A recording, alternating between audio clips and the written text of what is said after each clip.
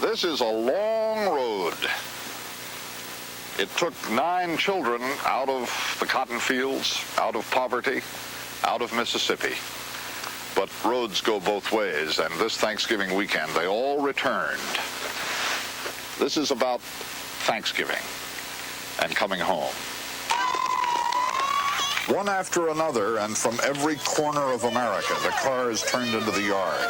With much cheering and much hugging, the 9 children of Alex and Mary Chandler were coming home for their parents' 50th wedding anniversary. There's my daddy. Gloria Chandler Coleman, Master of Arts, University of Missouri, a teacher in Kansas City, was home. All 9 children have memories of a sharecropper's cabin and nothing to wear and nothing to eat. All 9 are college graduates. Cooking the meal in the kitchen of the new house the children built for their parents 4 years ago is Bessie Chandler Beasley, B.A. Tuskegee, M.A. Central Michigan, dietitian at a veterans hospital, married to a Ph.D. And helping out, Princess Chandler Norman, M.A. Indiana University, a school teacher in Gary, Indiana. You'll meet them all. But first, I thought you ought to meet their parents. Alex Chandler remembers the time when he had a horse and a cow and tried to buy a mule and couldn't make the payments and lost the mule, the horse, and the cow. And about that time, Cleveland, the first son, decided he wanted to go to college. We didn't have any money, and we went to town. He wanted to catch the bus to go on up there, so we went to town and borrowed $2.50 from her niece and bought him a bus ticket to go up there.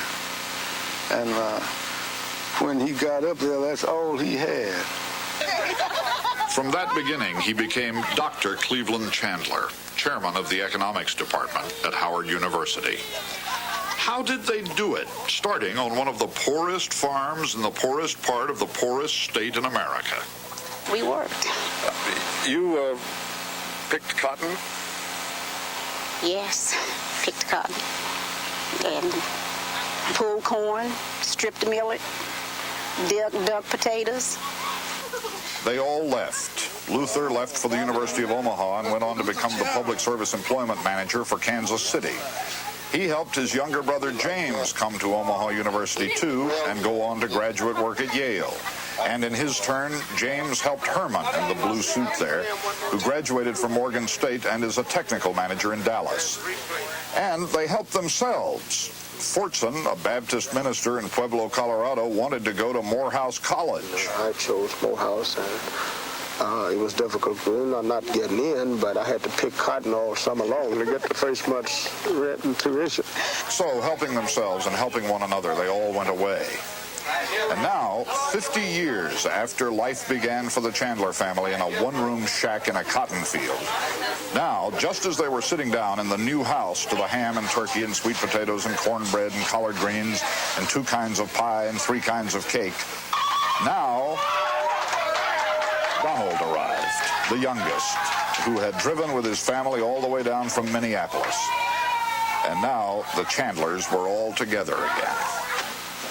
Our Father in heaven, we come at this moment giving thee thanks that thou hast been so good and so kind. Jesus. We want to thank you, oh God, for your love and for your Son. Thank you that you have provided for us through all these years. Jesus.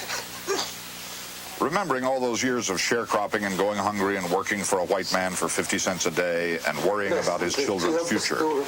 Remembering all that, Alex Chandler almost didn't get through this blessing. In Jesus' name. Amen.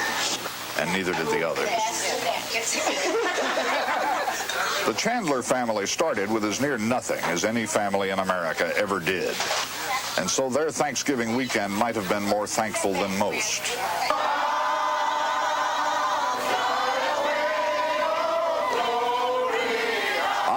Fly Away is the name of the old hymn. It is Mr. Chandler's favorite. His 9 children flew away and made places for themselves in this country, and this weekend came home again. There probably are no lessons in any of this, but I know that in the future, whenever I hear that the family is a dying institution, I'll think of them. Whenever I hear anything in America is impossible, I'll think of them.